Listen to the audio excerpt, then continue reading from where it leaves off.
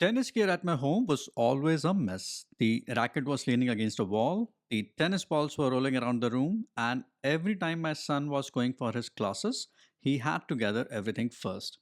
So I decided to design a wall organizer using my newly acquired 3D printing skills, and I took it as my new DIY challenge.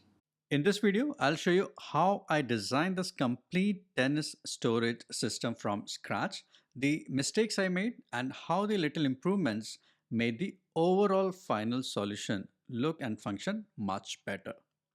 My son recently started learning tennis, and like many others, we didn't have any dedicated storage solution. The racket was usually left against the wall, the balls were stored randomly. This is definitely not organized, in my opinion, and I wanted a solution where I can cleanly store the racket, the balls.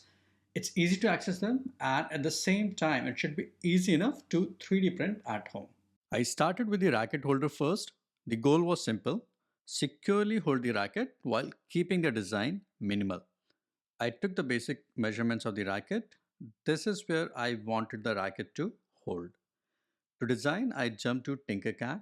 I started creating support for the racket in the form of two cylindrical shaped pegs with a base plate. This is kind of a T-joint and it's fragile by nature, so I strengthened it by creating a circular chamfer around the pegs. As I wanted this to be wall mounted, so I created holes close to the base plate edges. I did a print with default settings on my Bamboo Lab A1 Mini. This was working fine until one of the pegs eventually broke.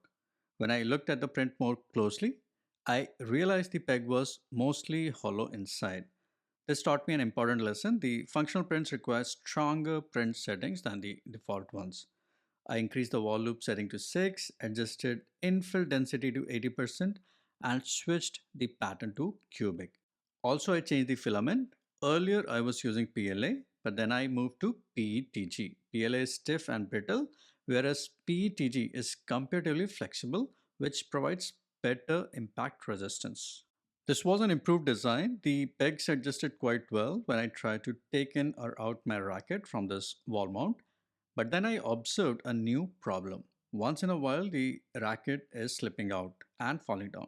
I guess it's because the PETG is allowing the bends significant enough for the racket to fall. To solve the slipping problem, I added retention arms. And this really helped. Now the racket sits securely between these supports. Now it's time to design a home for the tennis balls. My goals were similar as was in the case of racket holder. The simple design, easy access, but yeah, it should adjust and look well with my existing racket wall mount. Also, I wanted to store multiple balls, not just one.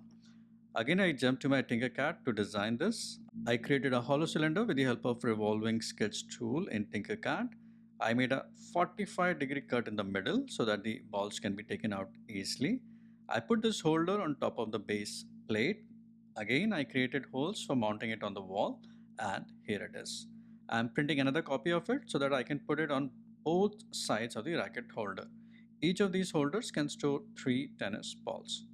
Please note that I'm printing the ball wall mount with default settings on my Bamboo Lab A1 Mini, so no custom settings needed in this case. Now that the holders are ready, let's install them. Let's install the racket holder first. You need two 4mm screws for this. I'm installing it on drywall, but you can put it on almost any kind of wall.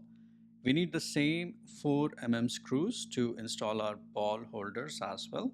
I'm positioning the ball holders in such a way so that one is sitting on each side of the racket holder. But you can be flexible to put them anywhere around as they are completely independent. This is the final organizer. It stores one racket and 6 tennis balls, 3 on each ball holder. Everything is visible. It's easy to access the racket as well as the balls. I can easily take out the racket and put it back. And the same case is with the balls. And most importantly, the floor is finally clear of any mess. I hope you like the video. And if you think there could be some modifications or upgrades which can make the overall design function or look much better, please let me know in the comments, be it the ball holder or the racket holder. If you enjoy watching 3D printing and the DIY ideas, please like the video and subscribe the channel. Thank you for watching.